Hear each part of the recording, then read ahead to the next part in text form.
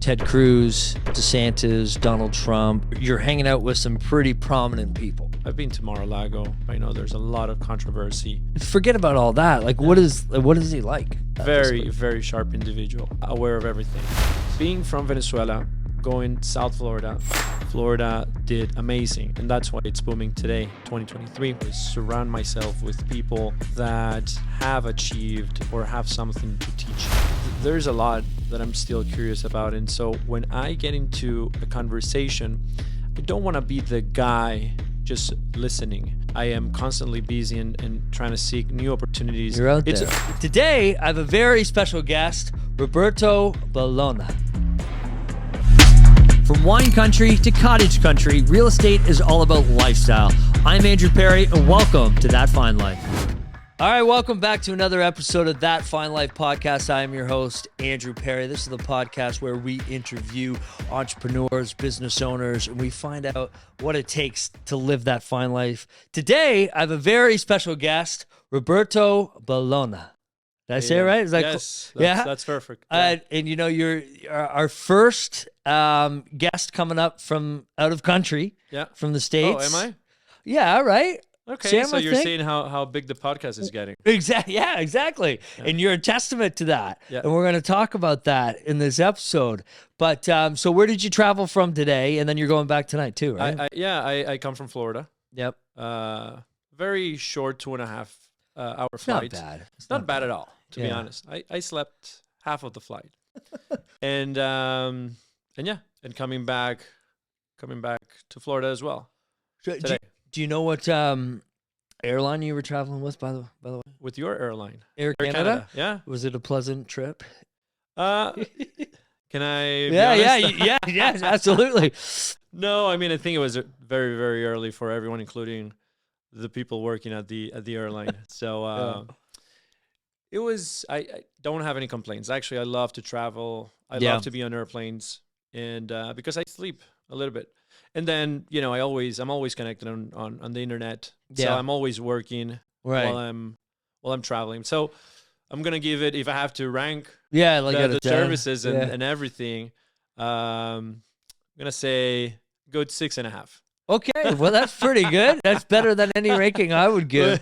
Well, because when I came home from Dallas, we were on, was I taking on? What's that? Yeah. So the stock they drop? Oh yeah, they lost a lot.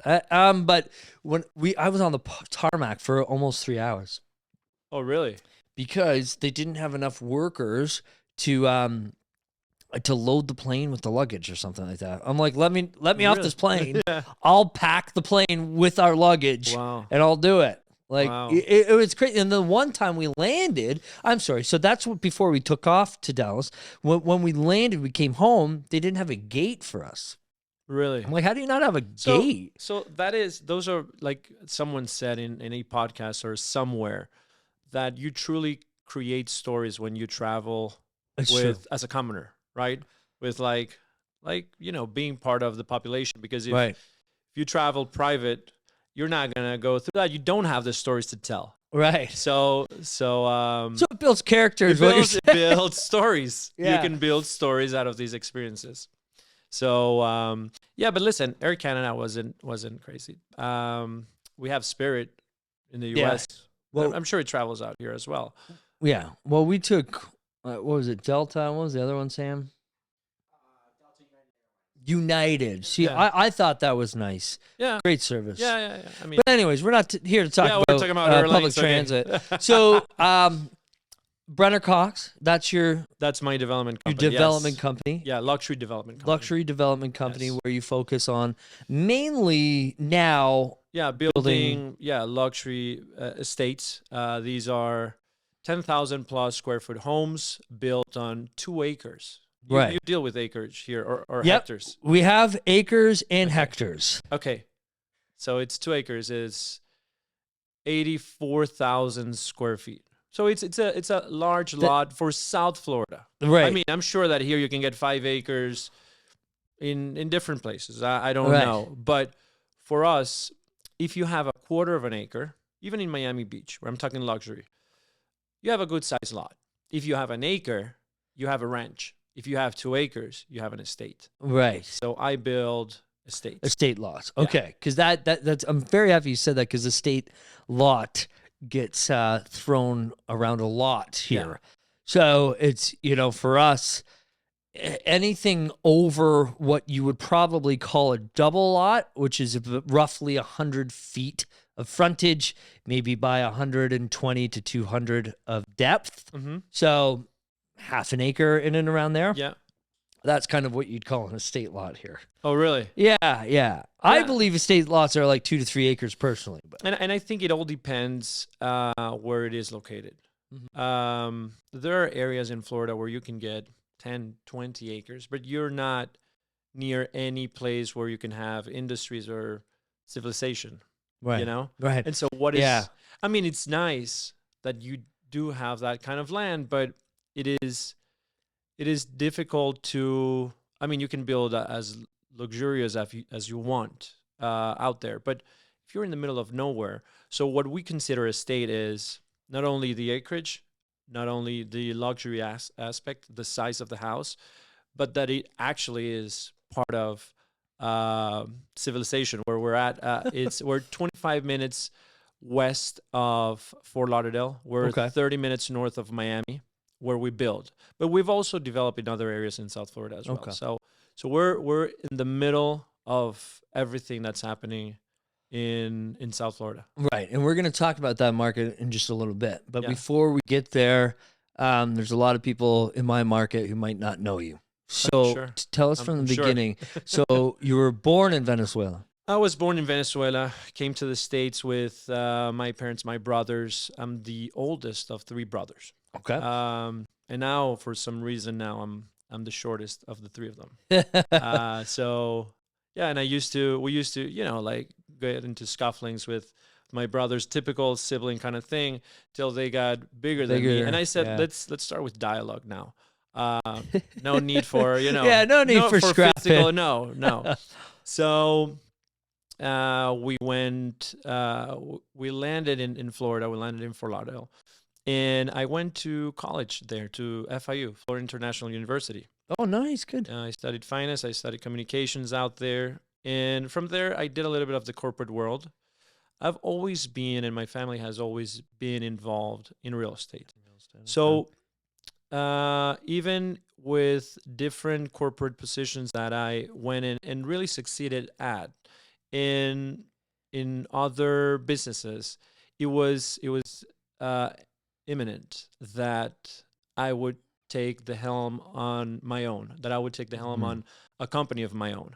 So I started off with a commercial fund called MB Capital Group. And that actually didn't take shape, or its name didn't take shape or brand until years later. Mm-hmm. But the gist of it was to buy commercial buildings, remodel them, or re-tenant those buildings with corporate tenants. And once we had that, we restructured lease agreements with the tenants. These tenants being, some of my tenants are Yum Brands, for example. So you're talking about publicly traded tenants. And these are 20-year leases, right? Commercial leases. So these are like big buildings. Then. Yeah. Like bigger properties. Correct. Yeah. And so with these, we restructure leases and then sell them or keep them for the cash flow. Right. So, and I'm giving you a very, very short summarized of what this is, because there were long nights and there was a lot put in place there. And with that, then it was I don't want to say it's natural transition or almost serendipity type, where I like to build, and I like to whatever I am doing, if it can stay here after I'm way gone, and I'm not that old, but that would be a testament for me. And so I started buying land in South Florida in a city called Southwest Ranches. This is West Fort Lauderdale, basically. So it doesn't have oceanfront, but what it does have is land, is where the estates and luxury. And a lot of very, very famous people live in Southwest Ranches, or have lived in Southwest Ranches. So The Rock, Dwayne Johnson Oh, nice. Yeah, he lived in Southwest Ranches. Um, we have CEOs of major corporations. We have baseball players. We have basketball players. A lot of different athletes, actors, but people that can afford a $10 million home, Right. right? So live out there. So I started buying land there, and I knew the area before all of this 2021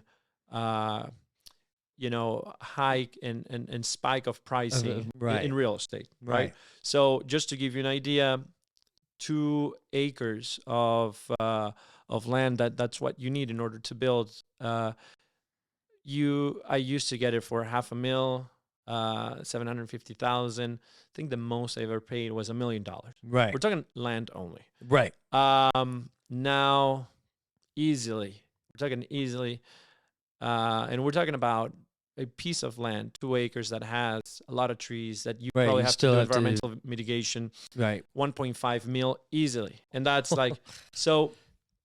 So it was good, and by the way, that doesn't mean that the fact that we have bought in the past, we stopped buying, right? We continue to develop, and so yeah, I went from Venezuela, corporate, real estate, commercial, luxury, and now I'm in Canada.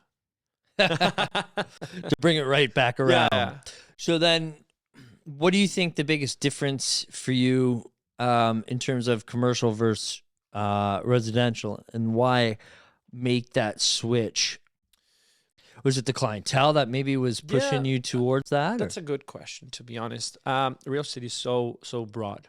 Yeah. Like it's always best to be an expert at your niche, because throughout a career, people will know you, your brand will be known, 10, 15 years from now, in a specific niche in real estate. Let's say residential luxury, you can do. In commercial, you have industrials, you have QSRs, quick service restaurants, warehousing. So it's so broad. And I think it's a combination of both. So I'm always very, very curious about what is going on. And I also think that, one of my clients at one point on the commercial end wanted to have a house, and then, I said, I'll do it, without really knowing what to do. Right. But I think that's how you get started on something, right? Right. But in my mind, it wasn't only a one and off. It was, if I'm going to do this, because there's a lot of time, money, resources spent, I said, let's start just a full structure with architects, engineers, all different environmental, specialists when building these houses. The houses we build are sustainable, except for electricity. It's the only utility that when selling them, it's still connected to the grid, but you do have the option of just going for solar panels. But when it comes to water, we have a water well that we build, very, very advanced water well, and a well for irrigation. So the waters don't combine, right? The irrigation is not the same as, and we have all types of filters for the water wells. We have a septic out there. And by the way, I'm saying all these things. I don't know if this in Canada is common or not. It is. Where you are now, it's very common. Okay. So that is, and for us, it's not common.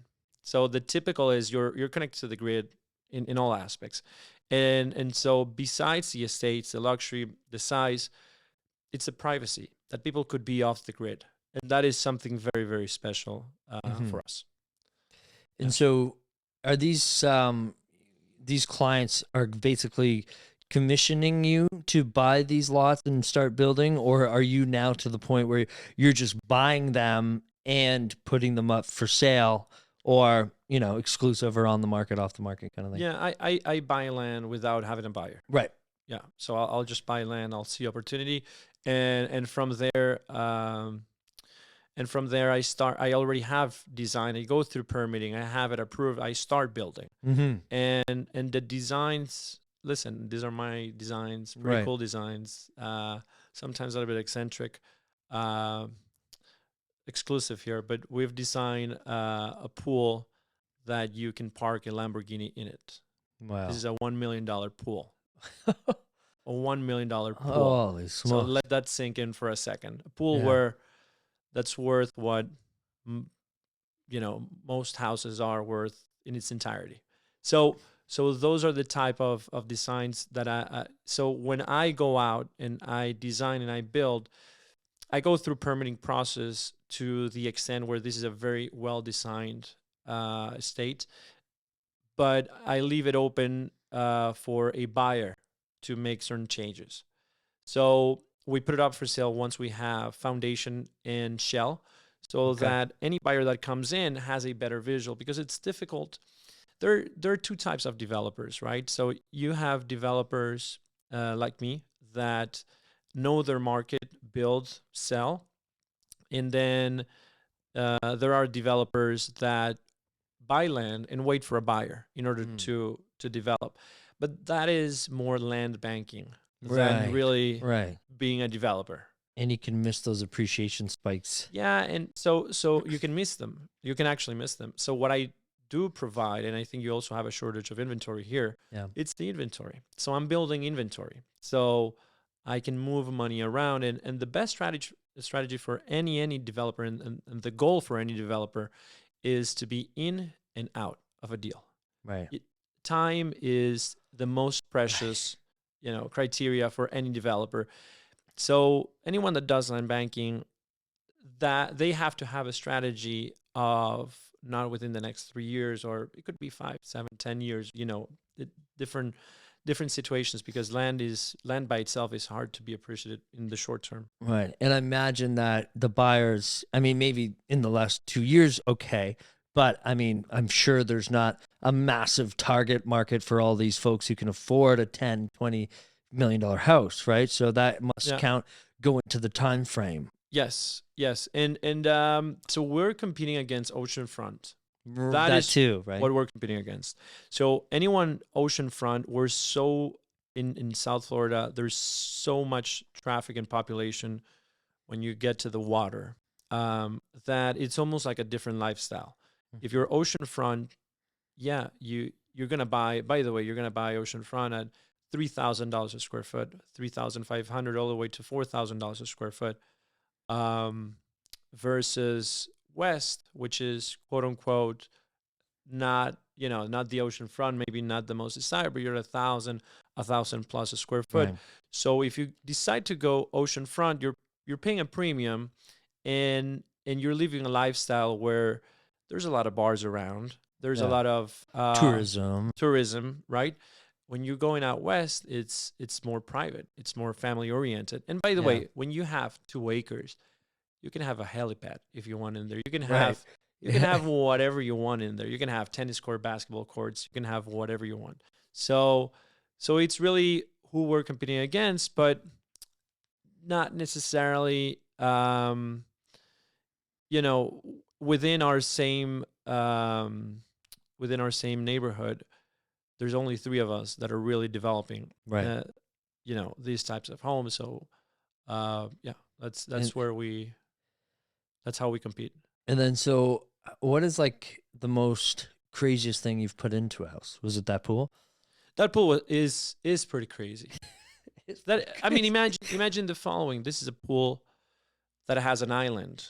So it's a lap pool. It has an island in the middle. Right. The only way to get to the island, well, once you get into the pool, right, you can jump into the island. But this, by the way, the island itself, it's 400 square foot, 450 square feet is the island in the middle. In the middle, you can have a DJ, you can have all this different type of entertainment. You can have 30 people in the island itself. So so the island is sunken. So all the water is up to this extent. And so, the floor is below the water level. Right. And if you wanted, and this was designed for the owner to go from his master bedroom into stepping stones into the island, right? So it's really, that's the only way to get into the island.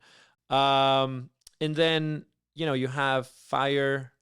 And by the way, the design for this pool, parenthesis, because all credibility, goes out to a design pool out of California that built for Jason Derulo and for really Fox Terra Designs Wow. is the name of the company.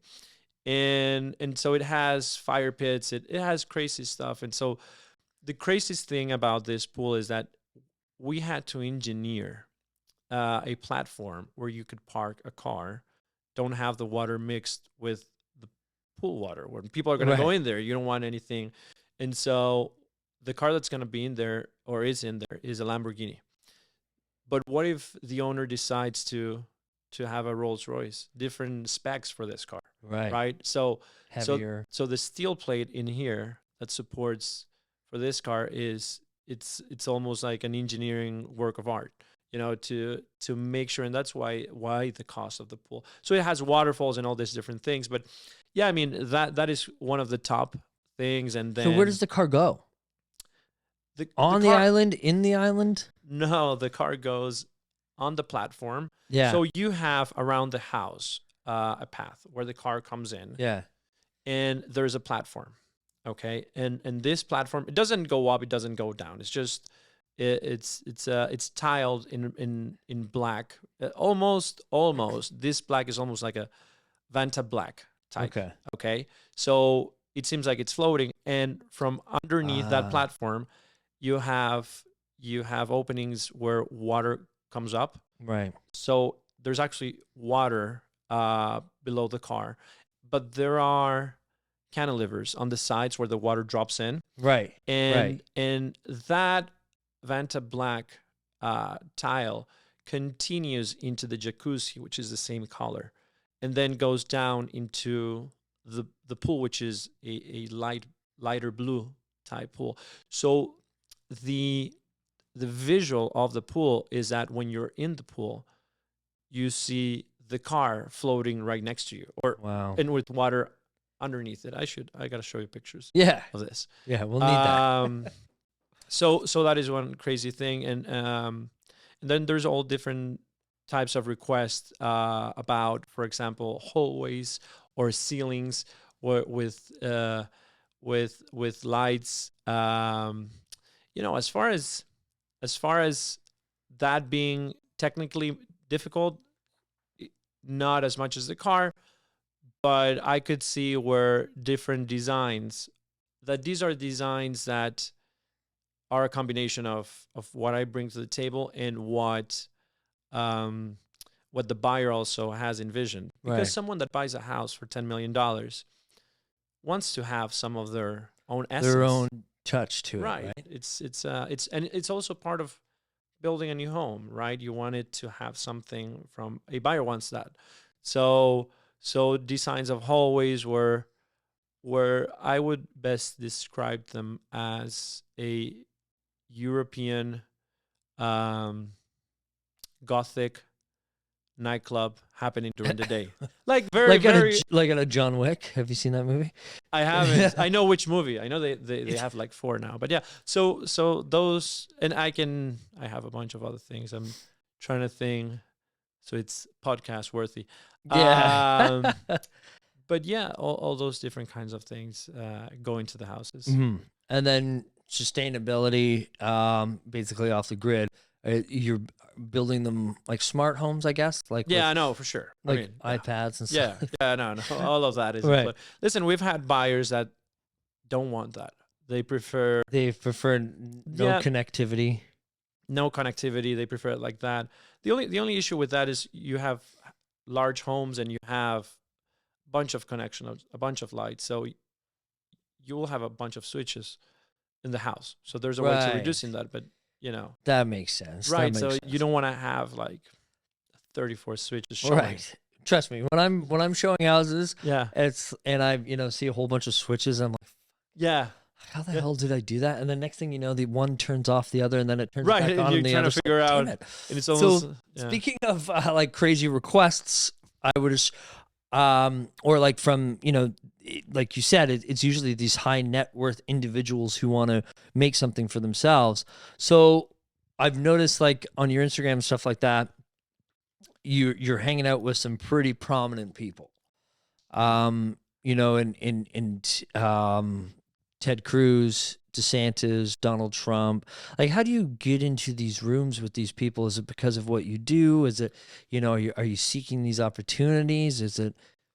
Yeah, I don't know the answer to that, to be honest. I think that I think that and I've got asked this question in the past, and I think maybe because of the way I um I am constantly busy and trying to seek new opportunities. You're out It's there. it's always related to the business in my mind, but I'm always again curious about people and their Mhm. experiences. And so if I had the opportunity to be in a room, I've been to Mar-a-Lago. I've Yeah. had dinner at Mar-a-Lago with President Donald Trump. I know there's a lot of controversy um, How because was he's that? got Like, indicted. Yeah, and well, forget about all that. Like, yeah. what is he like? I will I heard tell you you, on another podcast saying like he was sharp, and that's the second sharp, time I've heard that this very, week. very sharp individual, aware of everything. So, yeah, so he is very sharp. I understand that, you know, when you are, or I think when he's in public, he's also it's all part of him, right? At the end Of of the course. day, but it's like Conor McGregor for the Yeah, UFC, right? you gotta play that show. He That he's got role. and he's really good at that. Yes. He's amazing. But when he's on a one-to-one, such a sharp individual, uh, very very smart and very acute of where conversations are going or intentions involved.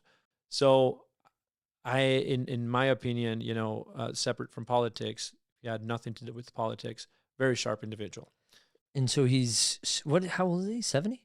I think 70 so. now? And around there, I mean, for anybody at that age to be, and I just heard a good story. That's why I'm bringing it up. Just yesterday, I was listening to the Patrick Bet David Yeah. podcast, and he was saying that a good friend of his knows Trump, and he had a 26-minute conversation with and Trump and him had Wow. talked about 14 different topics, nailed it out. He knows exactly what he wants. Yeah. He knows exactly how to answer something that somebody else may want, and so. I mean, like, how important, are those types of conversations to you, either from entrepreneurial, a Very. business, or even a personal growth? Very. I think the way to go and the way I like to go is surround myself with people that have achieved or have something to teach. And you know, there's a lot that I'm still curious about. And so when I get into a conversation, I don't want to be the guy just listening.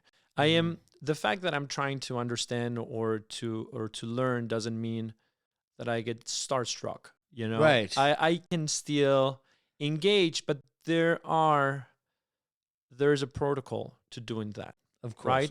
Right? You're not going to interrupt someone without a purpose, right? If they're engaged in another conversation. But you start reading cues, you start understanding, and you start to understand also what their intentions and their goals are. So it's almost like a dance, and it's almost like a protocol. So when you, for example, chat with someone on Instagram, you approach them and say, I know you live in this area, and I know you're a realtor in the area, and I have a brokerage, and I want to offer you to be involved with my brokerage. I think we can pay you a better split or something along those terms. That is a very goal-oriented, purposely Right. conversation. More direct. Right, more direct. So it becomes a little bit more complex when you just text someone randomly and just say without any purpose. So that becomes more complex when there is someone that is a public figure. Of course. Right. So, how do I treat that is before going to any of these meetings, I read a lot about the person, Right. about what's going on, so that when I am standing in front of a state attorney or someone of a very, very high ranking currently in position, I'm not just, laying back, listening, and say, "Oh, I don't know, nothing." Yeah. I try to engage and I try to be curious, and then my intentions are for them to know what I do. Of course. If they could only remember, I have a very peculiar name for my business now, Brenner Cox, and so I also have an accent. So the Cox thing, it becomes like a funny thing, and that has evolved into good client and friend of mine now that says that we should become lawyers and open a Cox and Cox, legal enterprise. But people tend to ask me, how does Brenner Cox came about? How did that name came about? And so I give all these different type of answers, but as long as it stays, but as long as they know what I do, that is all I care. And of course, I try to exchange information. But again, with very high ranking public people, they generally have a handler that deals with that information. So I mean, at the end of the day, you're not just showing up with your business card and handing it to them. I could, but I know where it's gonna go. Exactly, right into the trash. Yeah. So one time I met Gary V. I was being a digital host at this event called Hasten Hustle. Mm-hmm. He came out to the event last minute. We had to switch venues. Like when I say last minute, I mean like 30 minutes before the beginning of the venue or the event. And anyway, so he gets off the plane, he flies here, and me stupidly just walks up to him and hands him a bottle of wine because I know he's into wine.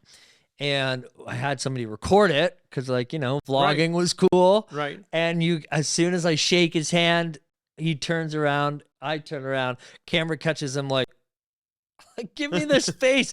I'm like, shit. I'm like, what did I expect him to do? Bring this on the plane with him? Like, you know what I mean? Like, so, but in his handler's probably just, I think we saw in his vlog, it was still in the car when he got out of the car to go you can see it sitting there when he got it out to go to the airport. So had I known what I know now, or especially hearing you, is I would have came up with maybe something a little bit more creative to either grab his attention, show value, or make it some form of an impact. Had you had a conversation with him prior to handing him the bottle, or no? You just handed him the bottle? We said, "Hey Gary, how are you? We've got a local winery here. Would love for you to taste the wine." Yeah, that was about it.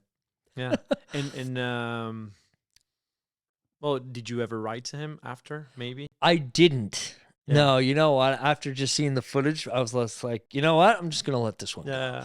But you know what? I realized that. See, I wasn't prepared. Yeah, I wasn't prepared. In my own life, I wasn't prepared in my own business to really. I think I had enough self-awareness to know that, because one guy even ran up to him at that event and said, "Hey Gary, can I get an internship?" And he's like, "What will you give me?" He's like, "I'll do a backflip for you." And he's like, "Why would I care or want you to do a backflip for me?" Right. So it's one of those things that I've always I took that away. It was that one of those impactful moments where I was like, okay, if you're going to approach somebody, I couldn't even imagine walking up to Donald Trump and saying, "Hey, I would love to work for you. I'll do a backflip." Yeah, exactly. I just don't think it would work. Right. So, okay. So, you're in these rooms, you're making these types of connections. Is there even possible for you to do any type of follow-up with these types of people, or do you have to see them at the next event? All the time. So I have been to so many of these events, and I belong to a couple of foundations that are involved with individuals that are part of, we're all within the same circles, kind of a thing. Okay. What I think it's very, if I think about the line of question you're going for, is that I'm from Venezuela, right? And in Venezuela, there's a culture and there's a social class, and when I mean social class, I mean different levels of success. And normally what tends to happen in each country is the higher social classes remain within, the people they know. Right.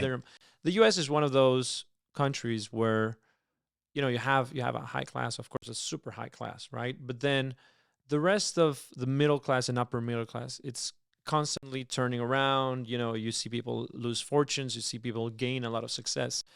And I think that me coming from Venezuela, even I've lived in the US 20 years, I still get an accent, right? Yeah. But because I live in South Florida. And in Right. South Florida, if you go to Miami, and if you go to, this is so funny, you go to Little Havana. There's a place called Little Havana, right? Like Havana, Cuba. Right. And you speak Spanish, and you start talking to the waitress in English, and she notices an accent. She tells you like, Yeah. "Mi amor, Yeah. why are you talking to me in English? You don't speak English, that kind of thing." Yeah. So everything is in Spanish. Um, Going from that bubble, because Florida in itself, there's even a saying in the US, Florida man, like everything bad's supposed to be happening in Florida. That's something that happens amongst other states in the US. And I'm very proud of Florida, by the way. Right. And everything that has been happening, because even throughout COVID, Florida did amazing. And that's why it's booming today, 2023. But being from Venezuela, going South Florida, going to college there, I am nobody in the US. I'm nobody.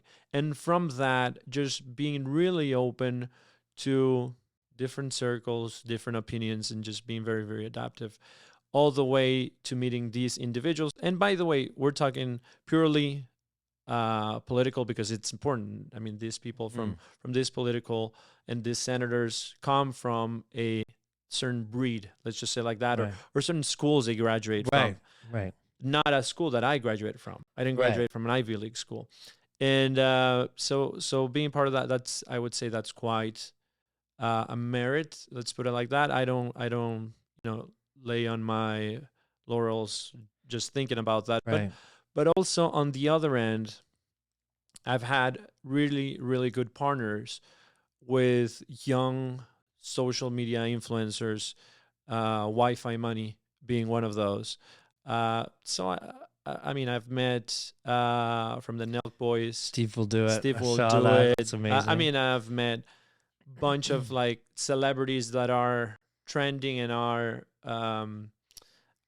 changing what is culture and arts, and all different types of celebrities. From, if it comes to music, hip hop, rock and roll. I mean, I've played golf with the manager from Guns N' Roses, but the manager from Guns N' Roses in its heyday, right. When Axl Slash in the 80s, I'm talking about. Right, of course. So I've played golf with him. That's amazing. So I think all of those different things have happened. That's why I said I almost had no answer, but in a way, being curious, being open, even though when you reach a level of success, what you tend to do is normally contract. So you try to structure business, Right. you try to make it more efficient, and you try to choose where you're going to and why you're going there. Of course. And I think a little bit of those it's a difficult balance to because if you go to the wrong, you continue going to the wrong events or to the wrong people, it'll drain your energy completely. So you try to be more, more sniper like, but that comes also with experience. So I continue to be out and about. So it's more like networking with purpose, right? Networking with purpose, yes. And you said something interesting, because I wanted to get somebody who's been in the States, their perspective on something. You brought up the word merit. Meritocracy is important. Capitalism is the driving force of North America.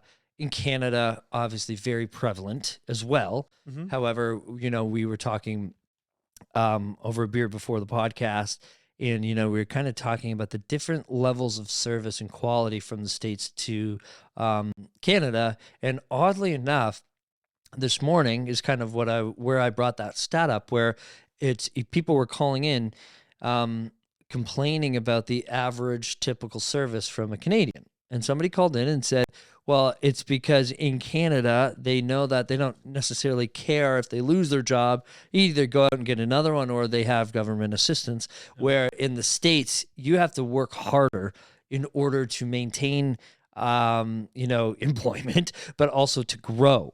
So what do you think is, in coming from Venezuela, I'll be completely honest, I'm not entirely familiar with their government or how society works over there. So coming from somebody who's lived in two different countries, how important is it, or how valuable is it to one's success, the principle of meritocracy? 100%. I think that I wouldn't be here without that type of economic platform. Um, Venezuela has more of a socialist, and it's now in shambles. Inflation's horrible. A lot of people have exited Venezuela, millions of people. But talking about the U.S. in particular, I think the U.S. In every state changes a little bit by little, but I think the U.S. offers that merit, that and when I say they, the media, I think tries to use the word capitalism, or I don't know what kind of word they use for capitalism, as if it's something absolute and it's something wrong. Right. And I think that someone said at a podcast, again, because I hear that, I hear those a lot, and I think he was on Joe Rogan's podcast, and he said that you can be a socialist within small circles of friends because you want everyone to be as happy, because they're your friends, they're your families. Cool. But once you go into larger crowds of people and strangers that might not have your same goals, they might not have, you want to make sure that there's competition, that that merit it will become, or the definition of merit would be actually someone that makes a huge effort on something, fails at giving Gary Vee a wine and not having the right clip or whatnot, but then sends another wine or follows up, and then suddenly Gary Vee goes and shows it on one of his vlogs. It's the effort that people put in. And I think overall, social media has created a great thing about giving access to people of information in different lifestyles and different things. But the negative thing is that a lot of people think that things happen easily. And so when we're trying to compare here, what happens in Canada and the service. Listen, in Florida, great service, nothing to complain at. Other states could be different. I don't know. In Florida, I know that you could fire someone, and you have unemployment, but it's not something really sustainable.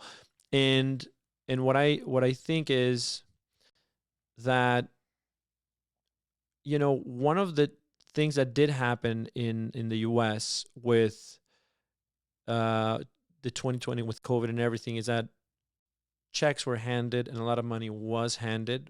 And I think for a little bit, people started to think that they could stay home and not need to find a job, be complacent.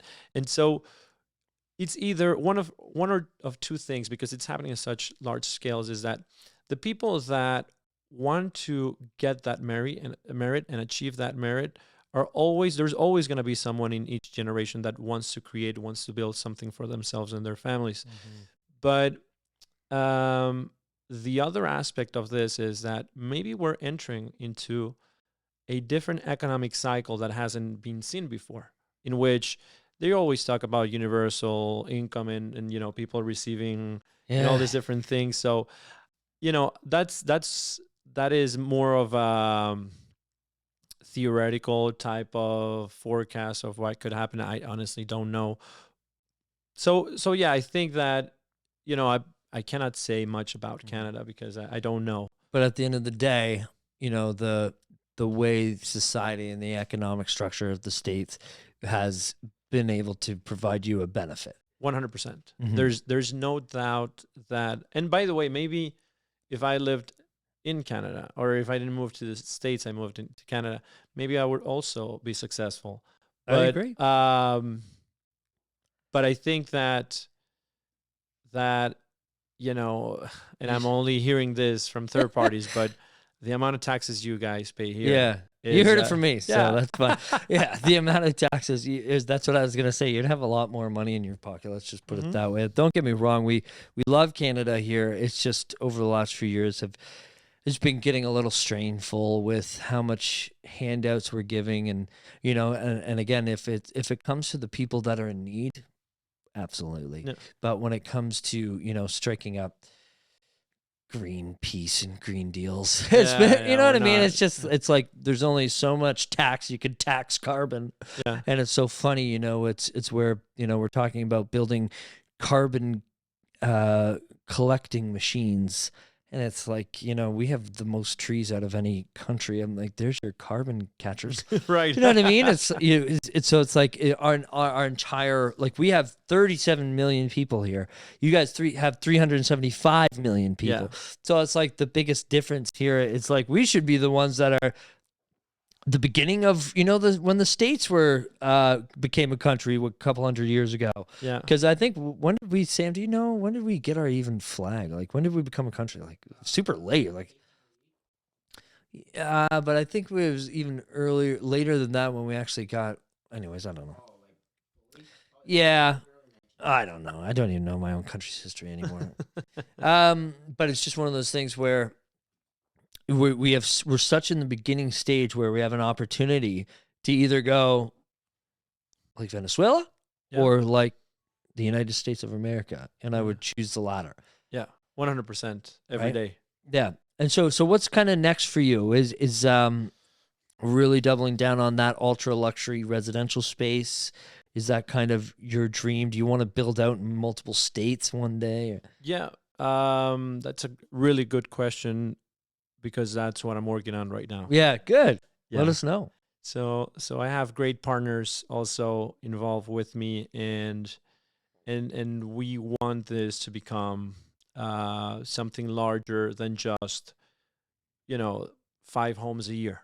Very, very expensive, unique, award-winning homes, but much more than that. So we're working on different, let's say, hospitality kind of branded luxury strategy. So I don't know if that will happen this year. Yeah.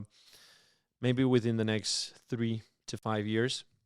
But at the moment, everything luxury developments. And now would this be maybe something like because what we have here that's gaining a lot of popularity, especially in Niagara-on-the-Lake where I live, is, and they're just kind of starting, is they're parcel of land or shared common areas. So you have a freehold home, but you have amenities within your community, like tennis courts, community centers, and then we're building something up in Muskoka's, where the cottage country is. We're building, a luxury resort for cottages. Each lot has 3 acres, and then we're going to put a marina, a restaurant, a community center. So something like more of like a condo kind of resort kind of thing. It's along those lines. I think something you mentioned, which is very, very important, is amenities. So yes, if you stay at a Ritz-Carlton or if you stay at any high-end hotel, what makes the difference is service. And that's what the concierge side, that's what we're trying to, we focus on our company now when we develop. So if we have a buyer, we'll pick him up at the airport. We'll try to arrange, even though they already have that arranged by themselves. But it's a nice touch. We still offer all of those different things. And so, there's only so many crazy things you can do, right? We're keen on that. We offer that. But yeah, it's along those lines, and it's all about amenities and concierge. I cannot say more right now. Right, of course. But yeah, it's along those lines. Okay. Yeah, and you have, from what I hear and what you do, you have great things also happening in Niagara-on-the-Lake, and and the people that reside there or have cottages out there, right? Yeah. Famous people. Yeah, there's a lot of famous people up in the Muskoka areas. Like I said, I was saying David Beckham and Mark Wahlberg were just up there. I gotta go visit. Thanksgiving. Yeah, I know. Instead of door knocking, we'll have our team do dock knocking. Yeah. Just show up on the boat. We do that. We our team up there puts a whole bunch of packages together, like some market reports. We also, our brokerage puts out a magazine, a lifestyle magazine every year. So we put that all together, and you just hop on the dock, leave it on the dock, and go to the next dock, put another package there. Where do you live in on the dock? You're just anywhere on the dock. Yeah. Usually they start seeing you come around and then meet you at the dock, and then now some of them are almost expecting it. But yeah, how often? Well, just usually every beginning of the summer. Yeah, people are excited. Yeah, because otherwise the lake gets frozen, right? Or no? Oh yeah, yes. So some like the where our cottage is, there's still a lot of snow, so I can't even get my truck up there right now. We'll have to wait till next week. Hopefully that it melts away. But most of the lakes up where those developments are not frozen anymore. But you go even a half an hour more north, and they're still frozen. Yeah, right. I mean, we're in April, but Yeah. So all right. So that's about it for the show. Where can this is the time you can plug whatever you want, man. Where can they find you? If I have Angelina Jolie listening and watching to this podcast, where can she commission? She's got my number. She already has the number. No. Your website, Instagram. Yeah. Do I look here? Do I look here? Wherever. You go ahead. You can choose. Go to BrennerCox.com. Brenner, BrennerCox.com. Or my Instagram, Roberto.mbcapital as well. Right. And then that's where we can see. That's where you can see what's going on. That's the latest. With all the ventures that are happening and the partnerships that are happening, different brand names are going to go out there. Yeah. So things will continue to evolve, but that's the best way. You can always shoot me an email. Either my assistant, or if there's a deal going on, or if there's anyone in Canada that wants to do deals in Florida. Yes. Want to do deals in Florida from a brokerage perspective. Snowbirds that want to invest in Florida. We can always have have some partnerships going on, or have some helping hands. Of course, because you have a brokerage as well, right? Yeah, right. I do. So you can actually physically help with referrals and stuff like that. Yeah, and all of that can happen. And listen, Florida is booming. It's growing. We have a great mayor in Miami. We have a great governor in Florida, and so if comparing, what are you seeing for the Florida market in the next 5 years? I think that Florida will be almost like the new California. What California, in my eyes, there's so many people exiting California, and I see it. Yeah. And I see it. And people from California tell me that. And it's a crazy time in California because of the taxes and everything that's happening, people are exiting.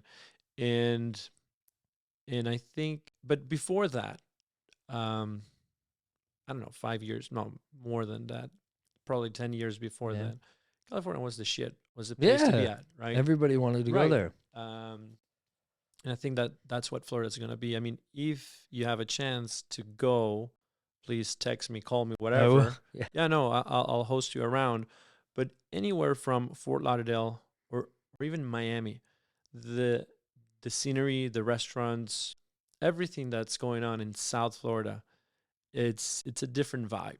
It's scenery everywhere you go. So I don't know, 5 years, 10 years from now, Florida is going to be the new California. Yeah. Holding some strong appreciation. Oh, 100%. Yeah.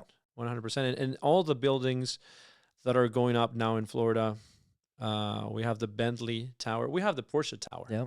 Porsche Tower, I don't know how old it is now, that building, but let's say it's 10 years old, maybe less than that. Yeah. But what is so cool about that building, for example, and the Bentley building is going to have to, that's going to be ready, I think, 2025, is that you park and your car goes up the elevator the deservator, where your Ferrari, whatever, goes all the way to your living room. So you live That's nice. in a 4-bedroom apartment Right. with 2 cars in your living room.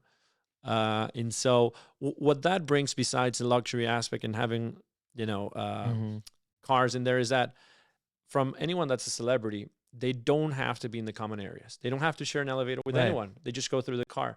Or if Right. you're doing groceries, you're always like, oh, you're living Oh, in a I building, gotta carry these bags. or No, I'll carry let these my bags. car do it. Yeah.